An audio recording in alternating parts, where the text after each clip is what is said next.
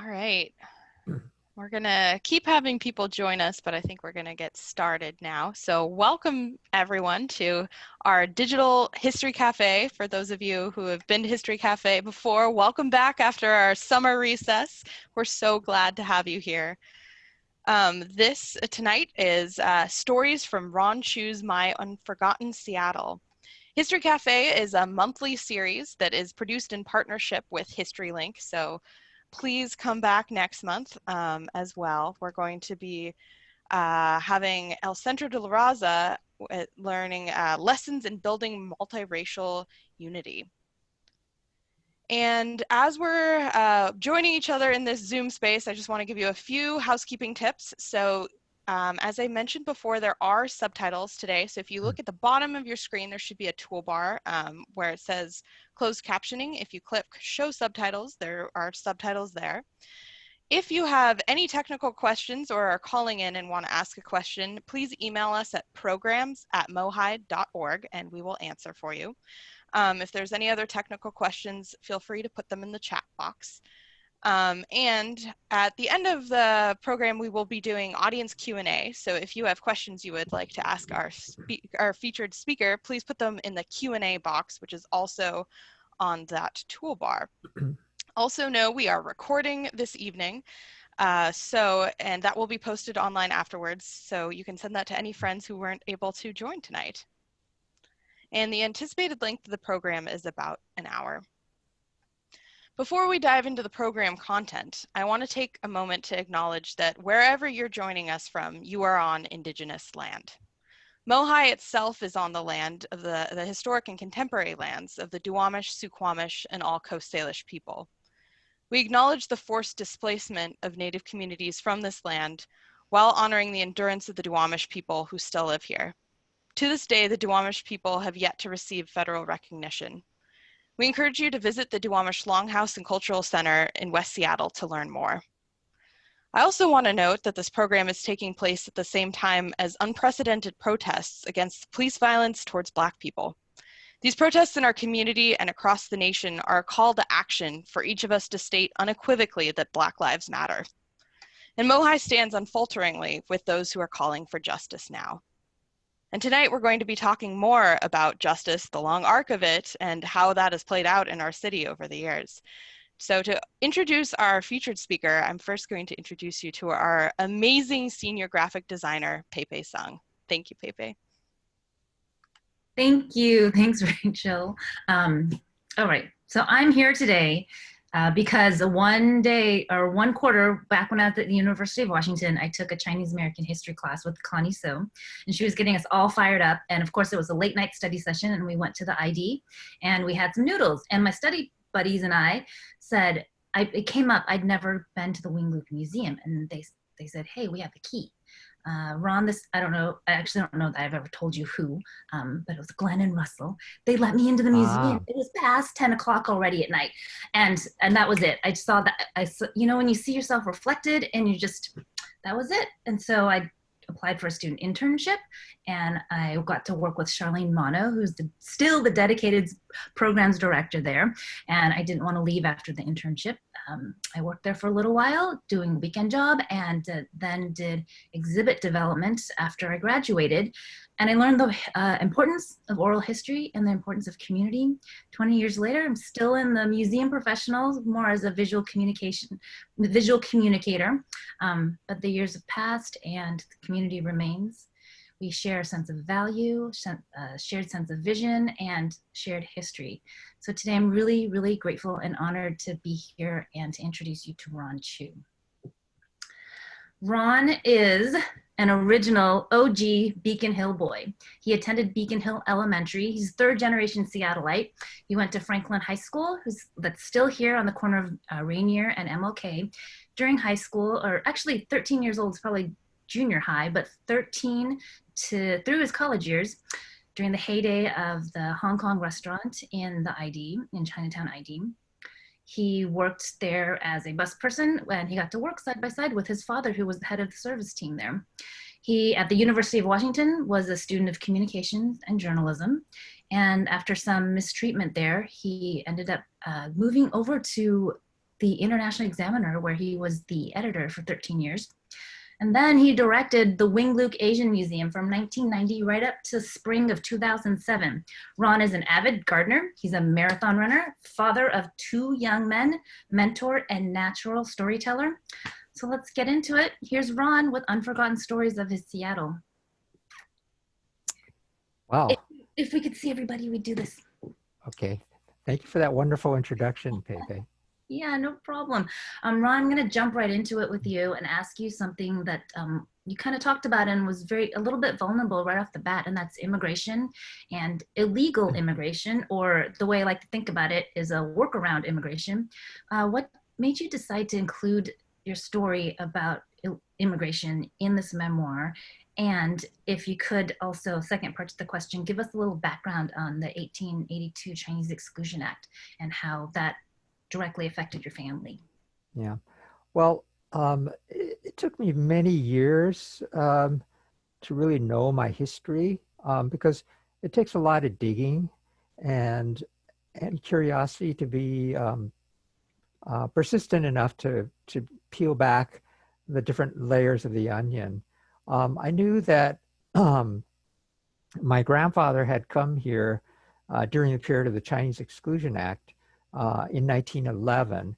I also discovered, that he concocted a story to establish that he was here in Seattle prior to the Exclusion Act in order for him to be able to stay in this country. And so during my growing up years, there was a lot of confusion about who came first, who we were related to, how we ended up here.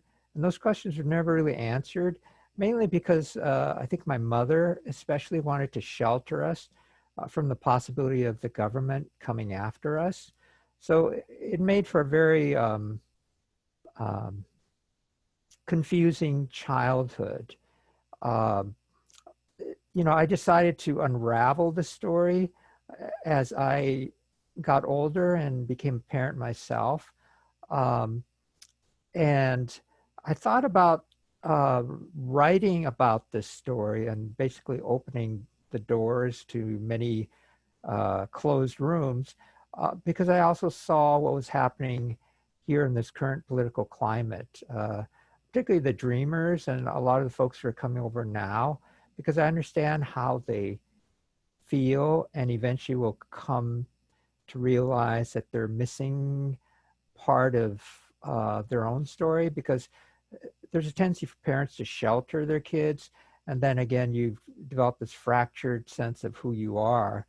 I worry about the current xenophobic climate in this country, and again what the impact on human lives. So I'm not necessarily talking about the politics of it, which become very divisive, but I've always thought as a bit of a storyteller, reporter, that it's important to know and to step inside the shoes of somebody who's experiencing something and to understand the trauma and then to unravel that. And as you talked about like confusing in your childhood, can you share some of the ways that confusion kind of played out, or when you look back? Well, I didn't, I remember when I was younger and attending the public schools, my parents never spoke about our grandparents. And so I didn't know how we arrived here. Both my parents were immigrants, but how the heck did they come here? And where were these grandparents? Were they the first generation? I mean, I later found that my grandfather, my father's father, came over, but not much was really revealed. And as a child, you know when not to ask. And then my mother especially, just intentionally didn't want to share some of that information. When we were looking at possibly attending the University of Washington and applying for financial aid, my sister had a big fight with my parents because she wanted to move out and go to college. Back in that era, girls didn't go to college because we didn't have money to do that, and the boys were prioritized. But you know, they didn't want to apply for financial aid, even though we would have qualified, because of the fact you have to fill out forms, you see. So that I ended up actually forging my parents' name on some forms for my sister, and then she moved out.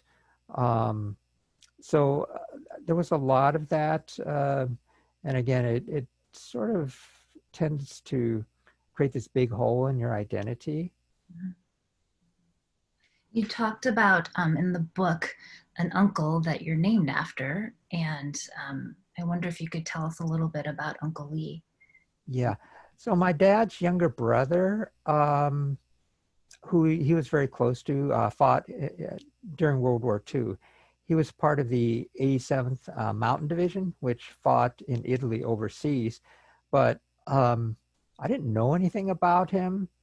And that's, of course, part of the missing history. I mean, you think somehow we landed here and then we don't necessarily have a stake in this country. So it's fascinating because as a child, in the basement, in a storage closet, there were a bunch of his books and belongings because he attended the University of Washington. He was the one person of all the boys who came over finally had the opportunity to pursue higher education, and then he was drafted and then killed in Italy.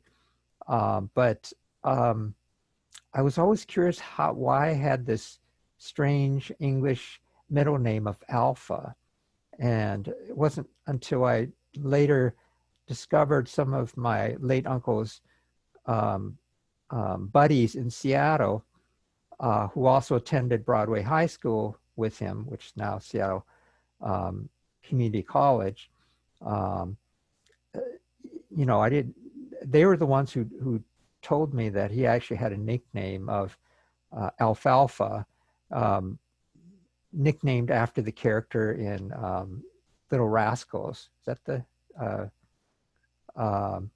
and there was a character named Alfalfa who had a little cowlick in the back of his head, and so my uncle sort of was nickname was Alfalfa, and then my middle name, which I thought, well, how did I end up with this Greek letter for a middle name, came from that. So again, as you open doors, you start seeing how things connect, and it was kind of fun to rediscover that.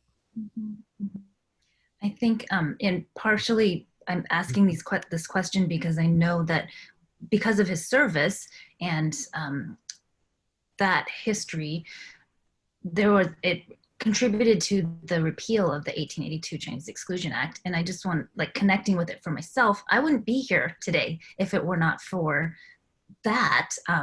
And I just kind of want to recognize that if not for the people that came before us, then we stand on shoulders. And now this is my way of transitioning to activism, because Ron, as far as I'm concerned, you are an activist, and I think you use your voice, you use a written voice, and you inspire us. And I want to ask you about when you look back, because we're all inspired from others, but can you talk about the people that influenced you in different periods in your life, and maybe from like Beacon Hill Elementary, from Franklin, later UW, that influenced you to grow into your voice? Yeah. I would say foremost were my parents. My mother came here without an education, grew up in the village in Toisan District, Southeast China. She came from a village called Aigongtun, which she came here after the period when Japan invaded China and had some pretty horrific war stories. But, you know, she came here and worked in the sewing factories, left early in the morning, left some soup or some congee on the stove, was out of the house by 7, worked in one sewing factory, got off work at 4 o'clock, went to another sewing factory, worked till 9 o'clock. My father worked 7 days a week. Left the house at 10:30ish, got to work by 11, and often worked till 2 a.m. in the morning. So that was their life. They didn't have the opportunity for an education, and they worked very hard to, I think, provide for me and my siblings an opportunity that they never enjoyed. So from my mother, I learned, or perhaps inherited, her love of storytelling. She's a wonderful storyteller. And then my father, I had the chance to work alongside. And even though he's a waiter, um, I was very proud of him. Um, uh, the customers always gave him big tips. He treated them with respect, but when folks didn't treat him with respect, he didn't bow down to them. So he was assertive in that kind of quiet way. And we become versions of our parents inevitably. And I think for me, because at the time there were not a lot of Asian American role models, they really were the kind of the backbone for how I grew to both be what I was or am, as well as some of the interests that I now find they've had the opportunity to pursue. And so, like, your mom as the storyteller, and your dad has the strong sense of self, and go kind of, when you were later on in the University of Washington, you started becoming a storyteller by going into journalism. Can you talk to us a little bit about what you were writing about in the daily, UW Daily in the 70s back then? Yeah, from a very early age, I think I was always interested in stories. When I worked at the restaurant, I was alongside these waiters who came, many of them through during as part of the bachelor generation, because of exclusion laws. There weren't a lot of women, and many of them were trapped here without the benefit of being able to bring their wives over. So it was a very lonely existence. But, they'd share stories about the old days. And I was just riveted, from age 13, they'd talk about these things. It just whetted my curiosity. So when I attended the University of Washington, I thought, wow, I should become a writer. But I wasn't interested in necessarily being a creative writer. I wanted to be a journalist because I wanted to document other people's stories. And so that's the University of Washington is where I learned the craft of journalism. During the era where the Watergate scandal was breaking, and it was great to be a journalist. It was an exciting era. And I had a conflict with the University of Washington Daily. I applied for a job as a news editor there. I didn't get the job. I wasn't interviewed for the position. I left the university disillusioned, came back down to the International District, and because I couldn't get a job in my chosen field without a degree, I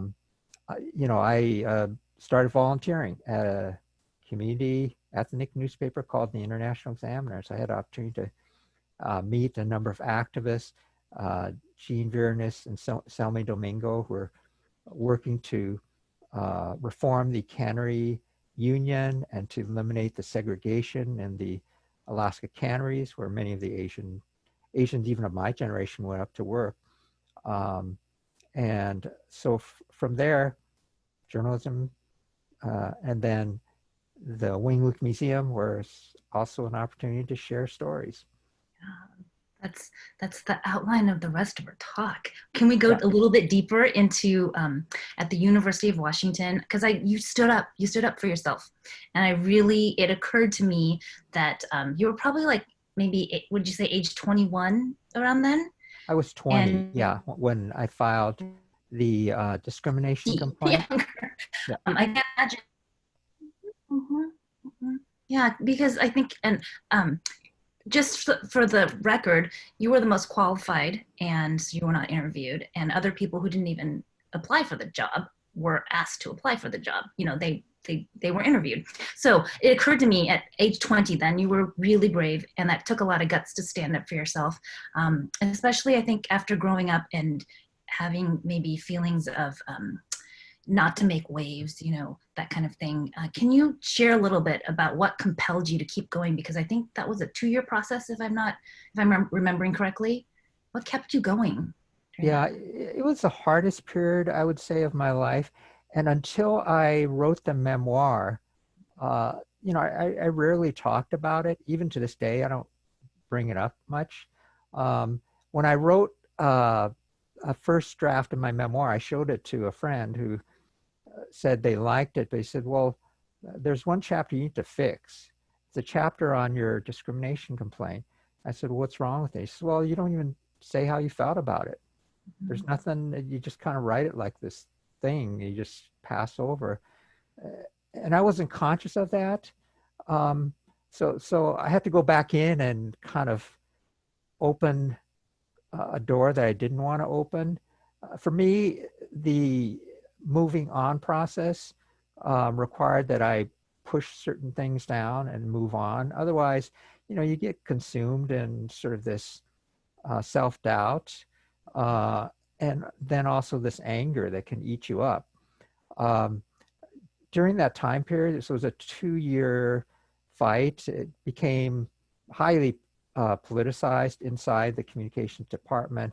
People accused me of assaulting the First Amendment, which should allow press to do whatever they choose. And some people, even professors, one professor in particular who was well respected, said, well, so maybe it wasn't sort of fair, but then the process works itself out over time, and then the next person will have it'll be more fair. But I couldn't get my degree, which I really wanted to get, because I wanted to get out of that restaurant. I wanted to have an opportunity to become a writer. So it was hard. Back in the day, your name was in the phone. So phone books had everybody's name and number. So I got these hate calls from people.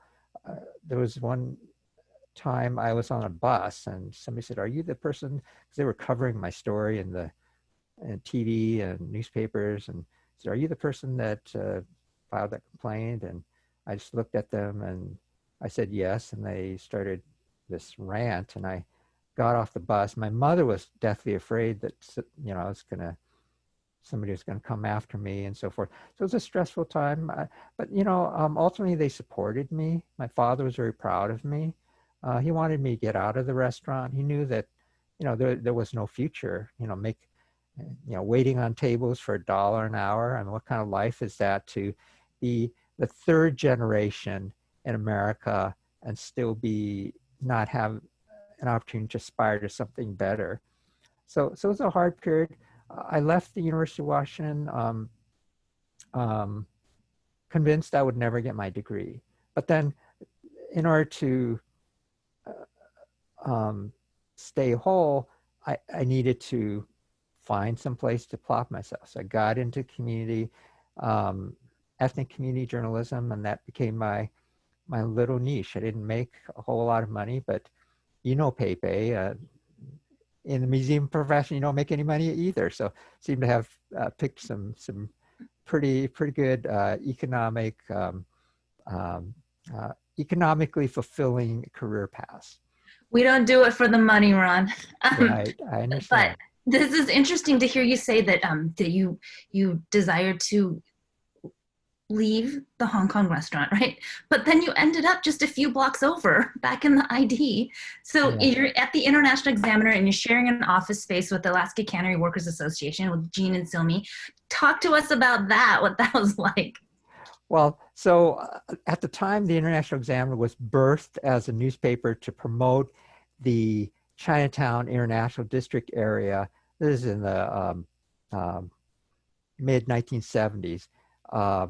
The International Examiner was promoting the small businesses, the revitalization of an area of the city that had been neglected. So I was recruited to work for this newspaper that the cannery workers had acquired. And it was literally learning on the job. Selmy Domingo, Jean Viernes, the others were on a different path. They wanted to eliminate discrimination in the salmon canneries in Alaska, where Asians traditionally go to work. And so I spent many years working alongside both of them.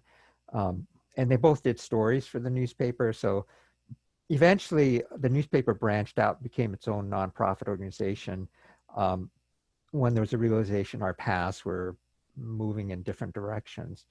But it enabled me then to be at the heart of many of the social justice movements happening at the time, and then to participate and to document a lot of that. Mm-hmm. Mm-hmm. At one point, they invited you to come up to document their struggles in Alaska. Yeah. Yeah, I remember that several times. It was Salmi Domingo in particular. He said, "Hey, Ron, we need somebody to document the struggle, because we're gonna win our discrimination suits. We're gonna ensure that Filipinos and other people of color, and at the time there were still Chinese, Japanese, Native Alaskans, Native Americans working in the canneries.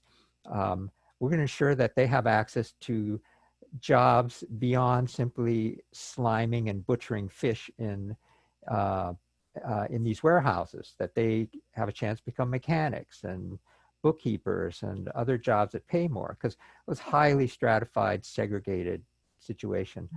So he said, "You should come up and document this." And I said, "No, I got a job at the restaurant. I'm bussing tables. I'm fine." He said, "No, you should come up," because they did some research on the history of the cannery union. They realized that Carlos Belosan, author of America's in the Heart, was actually part of the union, and was, created some wonderful propaganda pieces and documented a lot of what's going on. He said, "Hey, you should do this." And I said, No, I'm Chinese. You should get a Filipino and stuff." And I said, "Besides, I heard something, there's a lot of gambling up there. I don't want to lose my money. I've got my gig here." And, so I didn't take them up on the offer. I stayed in touch with them during the period when things got very dicey, and I chose to document a lot of that in the memoir as well.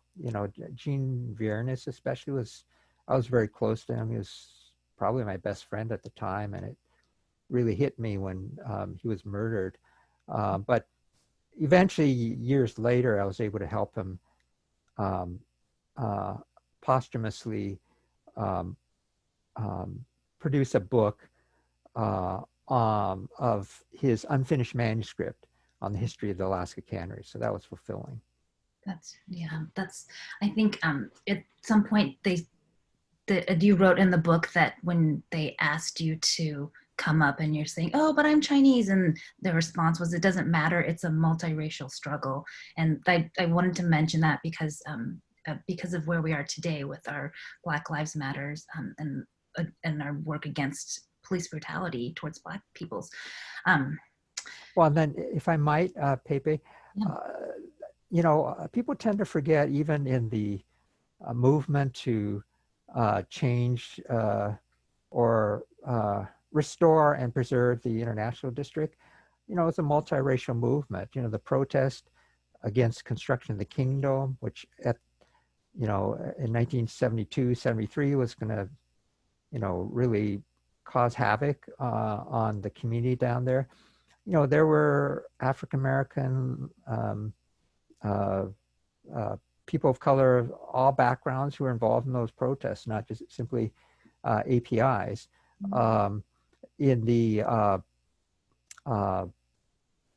Milwaukee hotel housing struggle, which was a cornerstone of, the fight to preserve affordable low-income housing, Tyree Scott, the head of the United Construction Workers Association, African-American led organization. He helped, he got his crew and they came down and, helped with the work.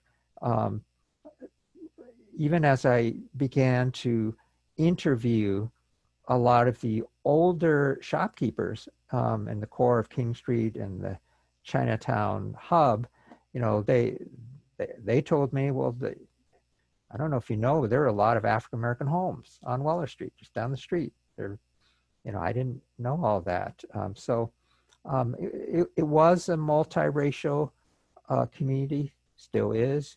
I think we tend to forget that we did work across racial and ethnic boundaries in the past, and I think we need to resurrect that history as some way of perhaps inspiring us to do work that's more broad-based. I think I agree, and I hope, and I see it happening, and I really think that talking about the history and knowing the history, it helps that inspiration and keeping today's activists continued going. Speaking of activism, and during the 70s, I think a lot of different social services agencies came about through the 70s movements. One person you talk about in your book as a person that you consider a dear friend, and talking about community-based work, he's the only person I knew who truly abided by the serve the people mantra, and that was Donnie Chen. And you guys met around the same time in the 70s when you started working at the Examiner. So can you tell us, who was Donnie, what was he up to, and who did he serve? Well, Donnie was, to me, one of the pillars of the community. He was murdered 5 years ago, caught in a crossfire between rival gangs. And he served as a medic in the International District for many, many years. He lived down there. He knew every nook and cranny of the neighborhood. He responded before 911 medics got to certain fires and medical emergencies. He was the first responder. I wrote the book largely because of Donnie. It was about a year after his murder, and at the time, and still even today, they haven't been able to bring charges against perpetrators. But in a particularly kind of reflective moment, I thought, well, who's going to remember Donnie? Who's going to remember many of these folks of my generation and then those who came before, because they were all passing. And so I decided to write the book so that people would have that connection to what came before them.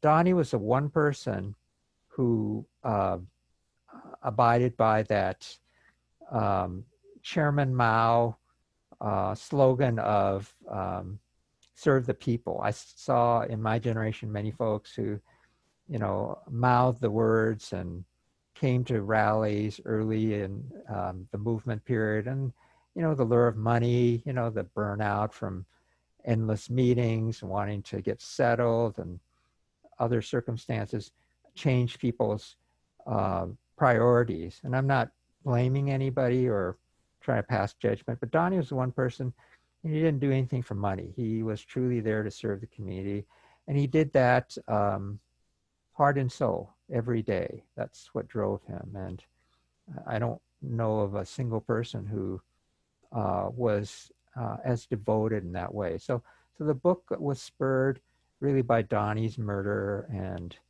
and sort of the quest for justice that still continues today. Mm-hmm. Yeah, that was new to me, that that was an impetus for the book too. So, but thank you. So community work and somebody like Donnie doing the community work, on the ground. Wing Luke Museum. So today, actually right now, Wing Luke is hosting an online talk also, and they're talking about decolonizing museums and centering the community-based practices and the work towards racial justice. And Ron, I feel like you led the charge. Since the 90s, you led the charge on this community-based work within museums. I think you've influenced a major shift in museums by focusing on people and their stories. And of course, there's the local and national consulting and speaking engagements about it. Even MOHAI and the Burke locally have consulted with you. Can you talk to us about what it means to center community-based practices, and what are those practices? I entered the museum profession 1990, 91, started January of 91, at a time where the climate was very different. I was a bit of an oddity. Um, I early on felt that um, the museum should shift its focus from being about gathering objects to an institution that was about gathering stories. And you see, that really stemmed from my journalism background, by interest in writing about people and stories.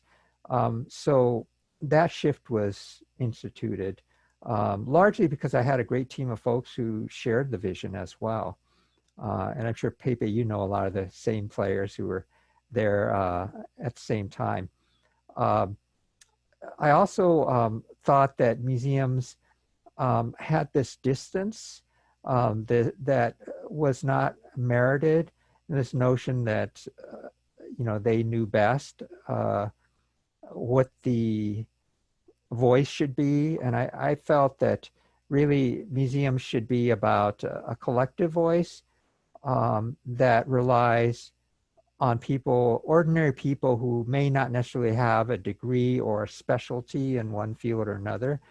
So what we started pioneering was this notion of community organizing um, exhibits based not on objects, but upon stories and topical issues that were of concern in present day. Because often museums are looking backwards and they're looking in their collection to find some objects from the past. And I said, let's flip it around. Let's figure out how we can be of service in exploring issues that would serve a community need and not shying away from controversy, because that's really where museums should be located. And from that grassroots movement, from that dialogue, from the invitation to ordinary people, community leaders, students, community elders, the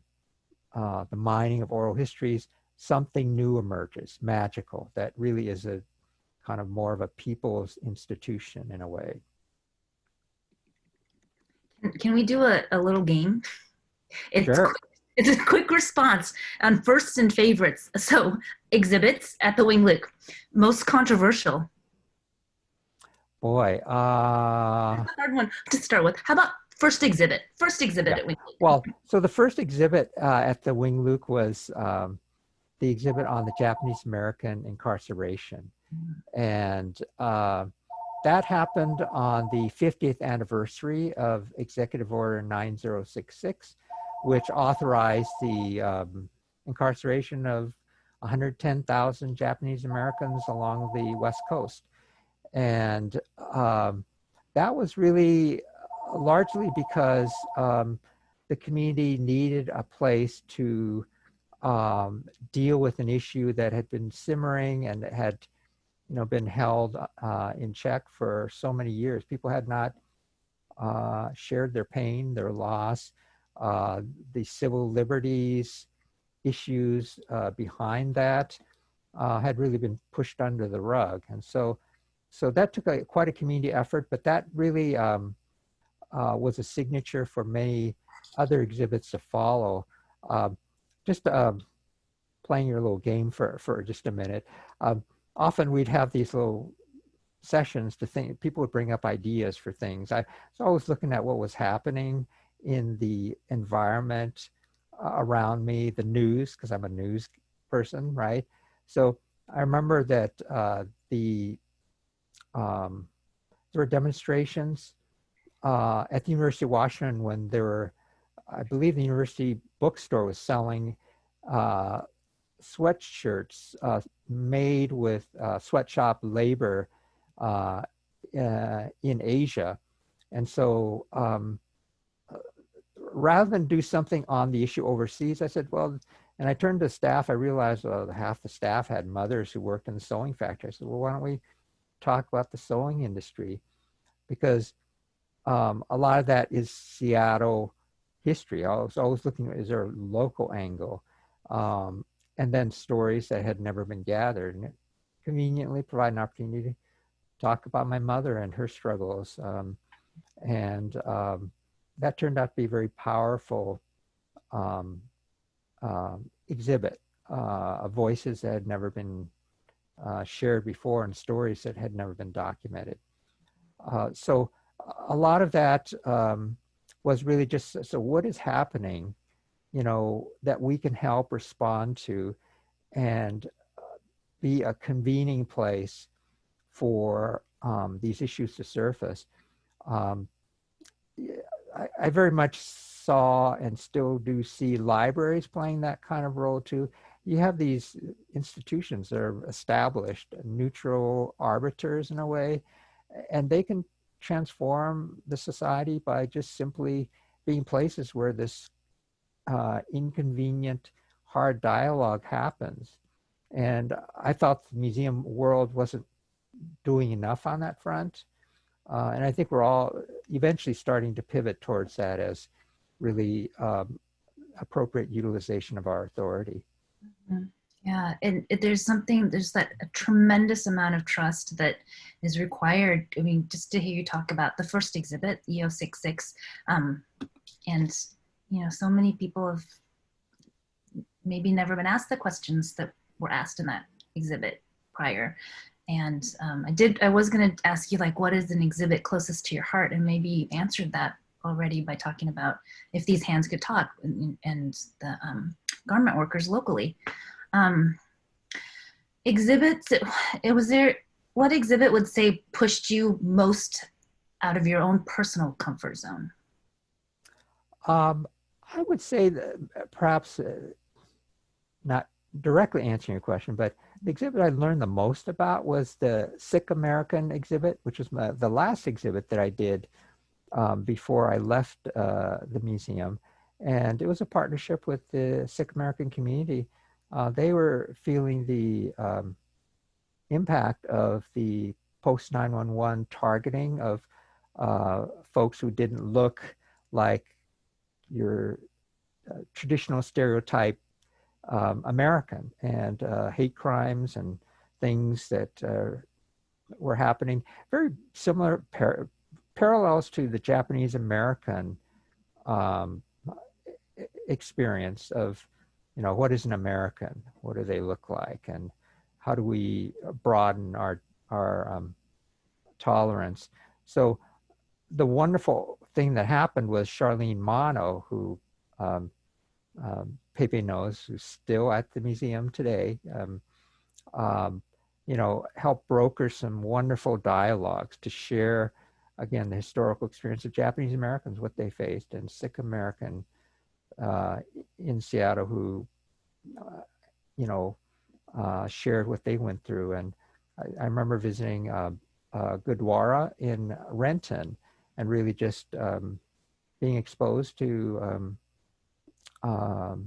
some folks who had, you know, we were neighbors, but, you know, I, you know, didn't know much about the religion, the culture, and the history, and it was a wonderful. So I like putting myself in a position where I have an opportunity to learn, you know, because ultimately that will help you create some bridges that can allow you to do richer work in the future. Yeah, thank you. I like the way you put that too, that to help, that learn most from. I'm just going to take one quick moment to encourage people to put their questions, if they have any questions they want to ask Ron or ask Ron follow-up questions about, in the Q&A in the chat box below, or Q&A, not chat box, but the Q&A box. I have a few more questions, and just being conscious of the time, because Ron, we could stay here. Zoom might shut us down. Yeah. So moving on, I want to ask you a little bit about moving into your vision for New Museum. So we knew each other at the garage space, and then there was, yeah, like, talk to us a little bit about what kind of things did you have to consider, and what were maybe, I don't want to say the most frightening parts, but the ones that you really had gave you pause and like, should we really do this? Should we do this? Yeah. So probably the most audacious thing I've done, I think, in my career was proposing the remodel of the historic East Gongik building in the International District as our new museum home. At the time, we were a small institution. Keep in mind, when I joined the museum back in 1991, we had a budget of maybe $150,000. Um, and we actually had a $50,000 deficit. So who knows what the real budget was. But, at the time we started our capital campaign, we had grown significantly through some multi-year capacity building grants, but we're still, maybe $500,000 to $700,000 operation.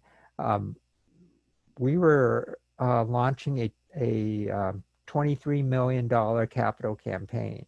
So it was pretty audacious.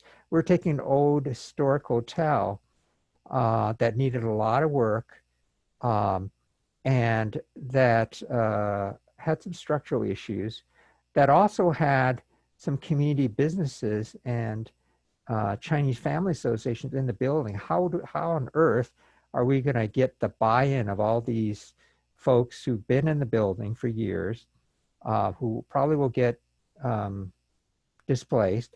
How are we going to raise some money to do this?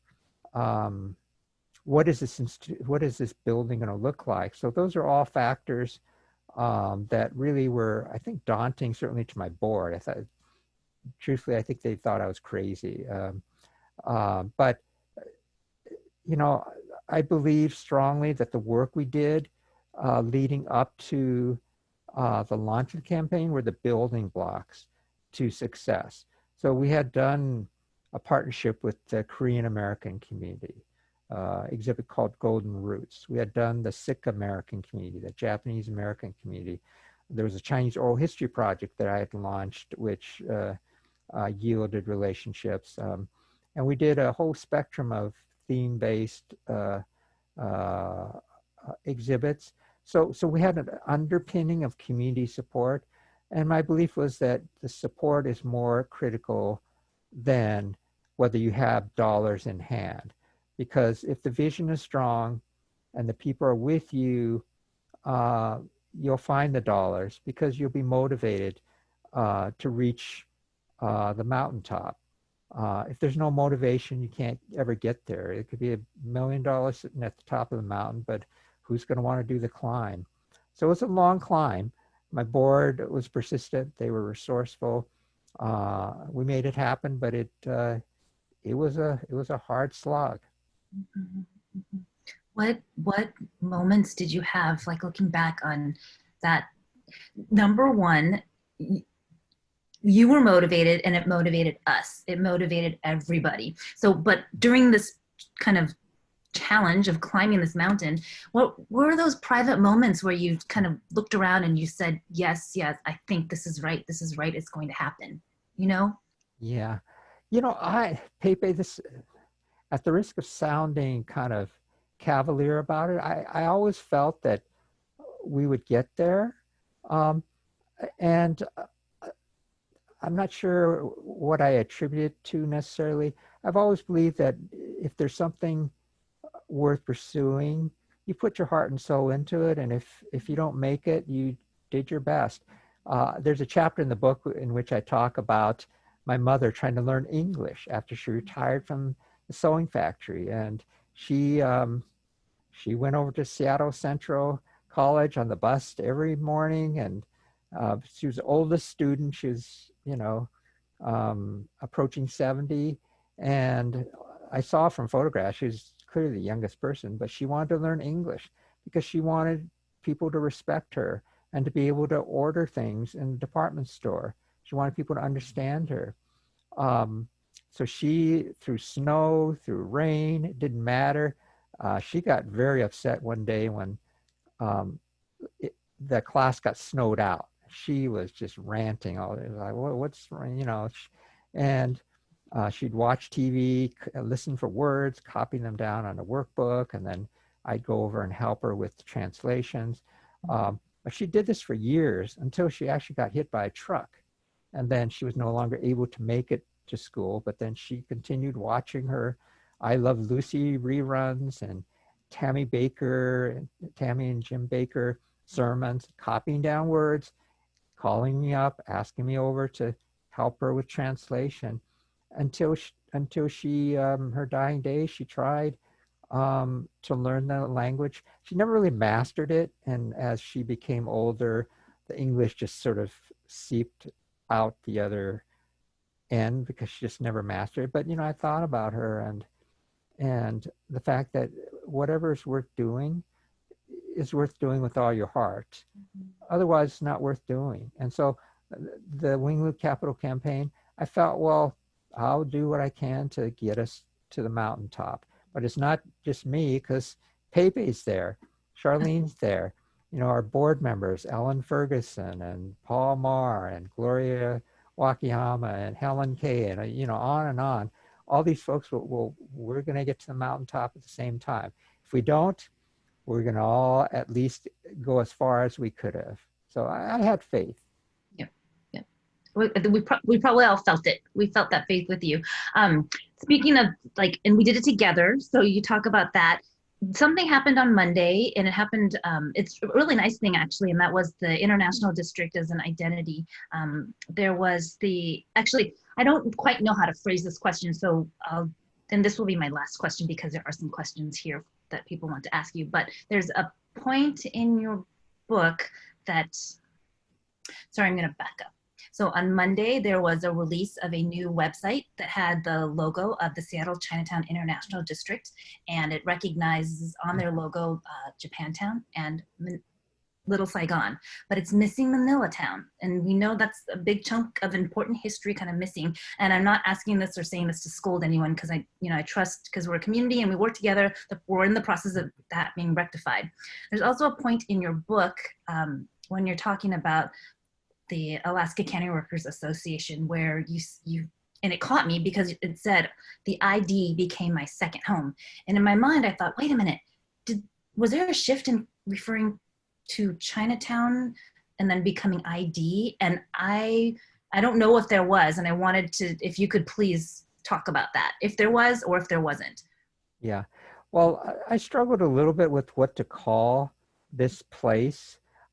For purpose of the book. I don't struggle when I talk about it, because sometimes it's Chinatown, sometimes it's Manila Town, sometimes it's the ID, sometimes Little Saigon, depending on what the context of my statement is. The International District originally was called the International Center back, I believe, in the 1940s. It was a Mayor Devon who sort of coined that term.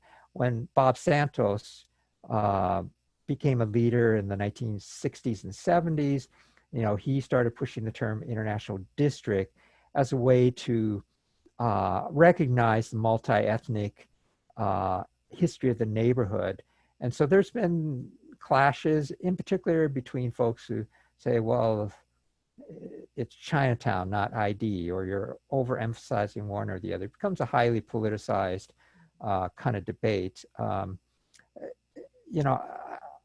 I think it's a little too overblown, to tell you the truth.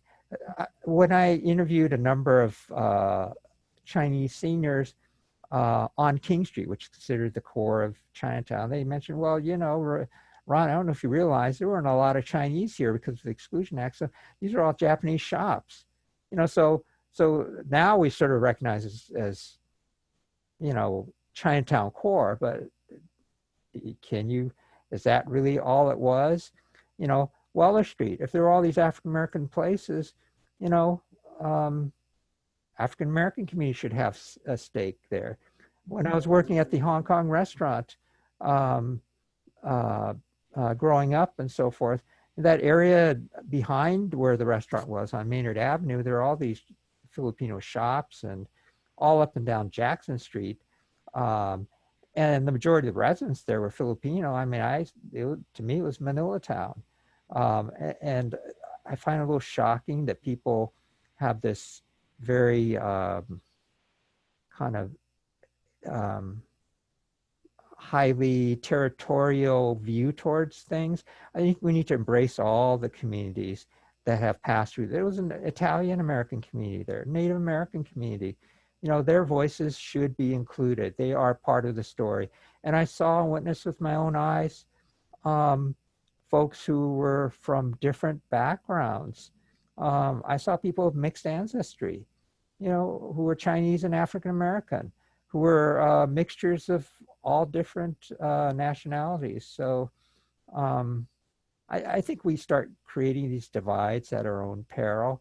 And in particular, I was chatting actually 2 weekends ago with Dolores Sabanga, who I write about. Her family had a restaurant called Estegoy Cafe, right around the corner from where the Hong Kong restaurant was. You know, we were talking about how, you know, people's memories really have somehow been blurred. And so part of the writing of the book, PeiPei, was to reclaim memory, to be witness to all of what this community used to be. And, you know, I can certainly witness for myself what used to be there. And I could tell stories of people who used to be there. Because the other thing which set me up actually for writing this memoir, I kept a journal and stuff. People say, how are you able to recreate all that? Well, you know, the Filipino dishwasher at the Hong Kong restaurant, I went to Coffee Corral with him in the 1970s and sat with him and had coffee. And I took notes on him because he lived in the ID and he shared his hopes and dreams. You know, a waiter who eventually ended up leaving and going to Vancouver to try to become a hairdresser. You know, I sat with him and I talked to him. So so really, I thought it was an appropriate time with Donnie's passing, feeling that grief of loss as Seattle was becoming something unrecognizable to myself, that these stories had a place, and now was the time to pass it on to another generation while my generation is really handing the torch off and passing from the scene. Somebody's asking, what should be unforgotten about Seattle today in this moment? Oh boy, that's a tough question to answer. I would say, you know, there's this cliche about we stand on the shoulders of those who came before us.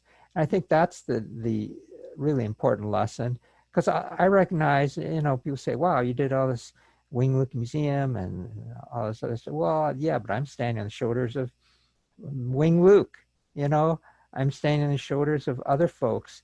You know, prior to a lot of the coalition work that's happening now, Black Lives Matter and other parallel movements, we had the Jackson Street Community Council in the 1940s, multiracial group, African American, Chinese American, Filipino, Japanese American, who were fighting for social change. We're fighting to create social justice, and you know, we forget that they used to be there. So I think it's always about peeling the layers back further and exploring a little more and learning from other people. Mm-hmm. Then that was an anonymous attendee asking that one. And then we have Rasha asks, what lessons can we learn from the past? Are there any lessons from the past that we can take into handling the pandemic?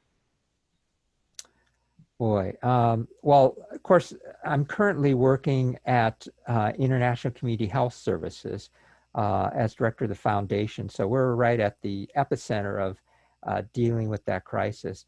You know, when I think about the pandemic, I think of these moments in our history when we become our worst selves.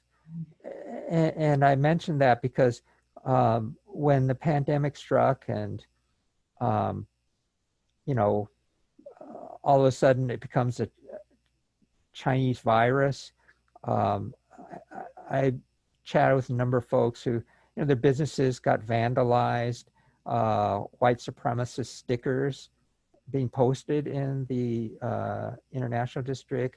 I've actually been harassed on my morning runs, and shocking. And I thought, Seattle?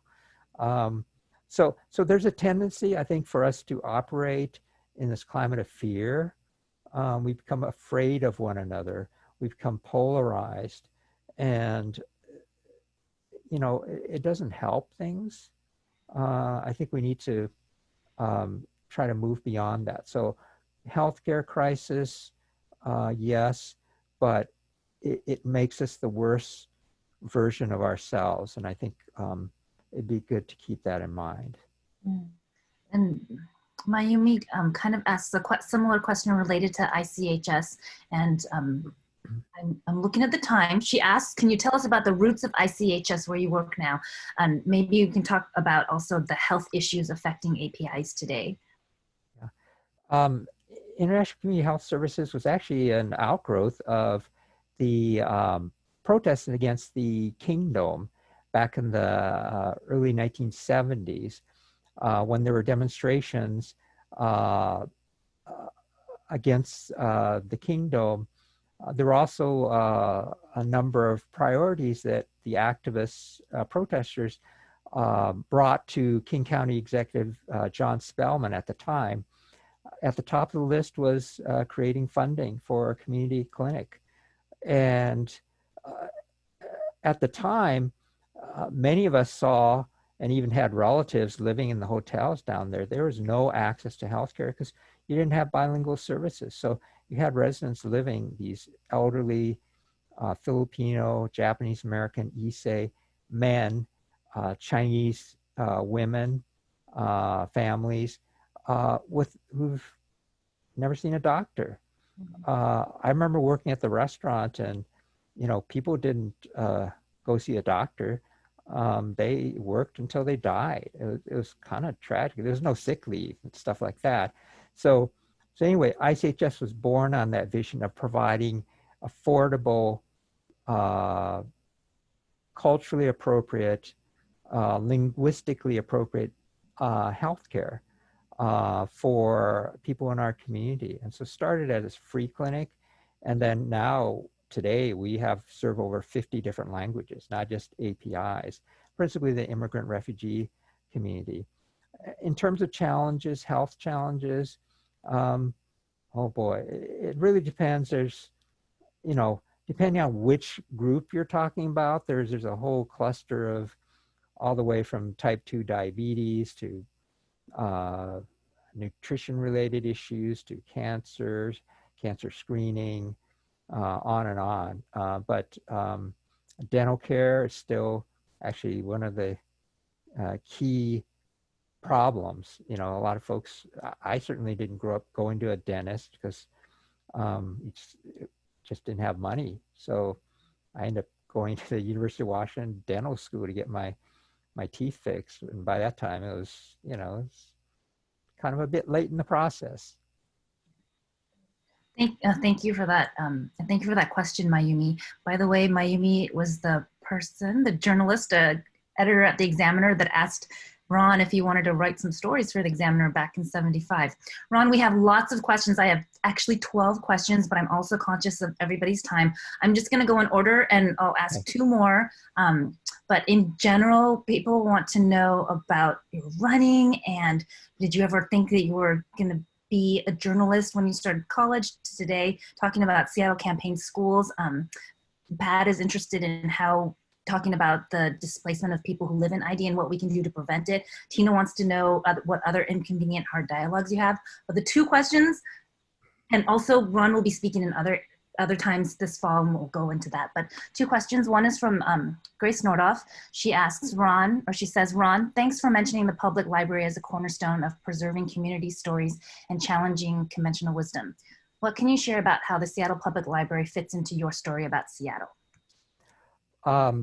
I share this in my book, but the library for me was my savior.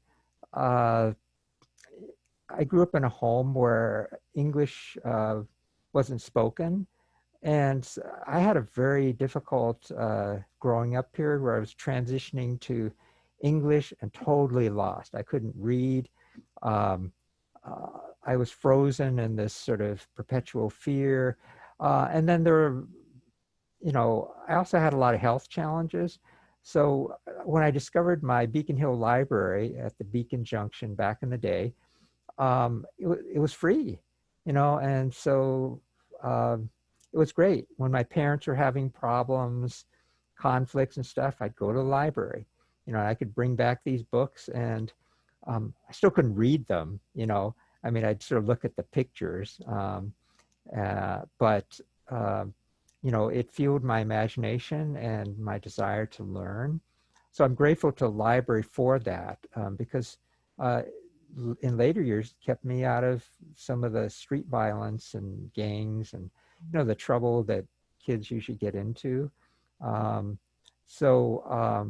It still provides that opportunity, opportunity for people to grow, at their own pace. And it's a resource that deserves to be supported. I think even in this difficult time period with Black Lives Matter and so forth, there's a whole welter of programs that, there again, the museums and libraries could be a bridge, a landing point for a lot of these difficult conversations. The library, our Seattle Public Libraries have fantastic programs. And, Yeah. I agree. One more question, this one from Lori Matsukawa, another famed journalist we know. How hopeful, Ron, are you that young people today will solve the systemic racism in this country? I'm hopeful, but I take a little bit of a long view. So is it going to be the next generation? It might be, or it might be the generation after that. The clock is ticking, obviously, on a lot of things. We see, the danger of climate change, and even with the pandemic, the issue of, how we get our food and, the whole food chain and what we're doing to, fuel this environmental crisis around us. So the clock is ticking on many of these things, but, I'm heartened by the young folks because they're eager to learn. They're always calling me up, asking me about different things out of curiosity and genuine interest in learning from the struggles of the folks who came before. So I'm heartened, and you have to be living in the society. You have to be hopeful. Otherwise, there's no point in, continue to lift your pencil or to, continue to wake up every morning. So I'm eternally optimistic. That's really nice to hear. Ron, before I go into kind of the closing things that I need to cover and thanking everyone, I want to ask you for 3 more words, and that is your advice to your younger self as an activist.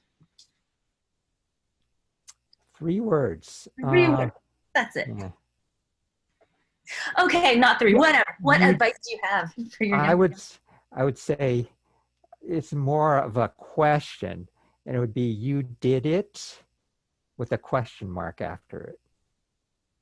Okay, you did it. And we'll add an exclamation also. You did it, question mark, exclamation. Maybe that too, yeah. And you're still doing it. Thank you so much for being here with us tonight. We still have a whole list of a dozen questions. I'm sorry to Byron and Cora, Anonymous, to Poe, another Anonymous, Tina, Pat Norcani, Leo Griffin, another anonymous person, Glenn, and Jennifer Ott. Though we couldn't get to your questions tonight, but I do want to share that Ron is speaking more this fall. He's going to be around town on October 1st at Town Hall with Naomi Ishikawa, a local journalist that will probably ask really hard questions. October 13th, he's going to be with at Folio with Carrie, and I don't know how to pronounce this name, Geltner? Carrie Geltner? Yeah. November 12th, Ron is going to be part of the International Examiners Community Voices Awards. He's being recognized along with Naomi Ishikawa, who is the Seattle Times social justice writer, activist, and photographer. And then also being recognized is activist artist Erin Shigaki. You might see some of her work up in the ID right now. And you might have heard about the hubbub about her work being whitewashed over at Bellevue Community College earlier. I think it was this winter. The book, it's big, but it's like smooth read. You want to read this. It's available at your local bookstores, but it's published by the International Examiner. So pick one up from them while you're down in the ID, grab some takeout and maybe some bubble tea and soak in the murals that were painted in solidarity with Black Lives Matter. Ron, we will send you the chat. If you can't see it, we're going to send you all of that. Really, thank you for the book. It was 4 years to write, huh? 4 years, yeah. It was a long journey, but it was worth it. Yeah, 4 years and a lifetime, and the stories in here, you still, even through this, a memoir about yourself, you still have this wonderful way of telling us more about all the other people, all the activists, all the community leaders that in your family and everyone in your life. So you just have this way of telling the stories of other people, even in your own memoir. Thank you very much. Thank you, PeiPei. Yeah. I just wanted to give a big thank you, both to you, Ron, and to you, PeiPei. If we were in person, I'm sure there would be a huge round of applause. This was just wonderful. Yeah. Thank you, Rachel. Thank you for all of the comments, and we'll share those with you. Yes, Okay. thank you to our audience members.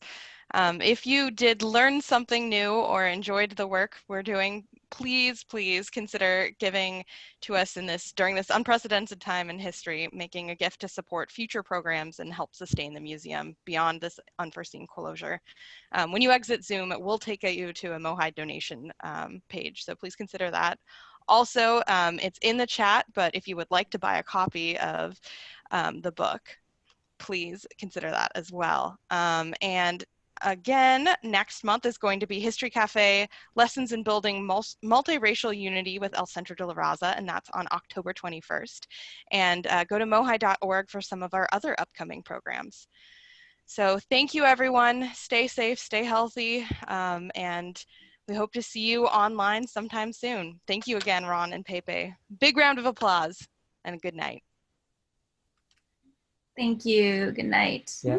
Good night, PeiPei. Good night, Rachel.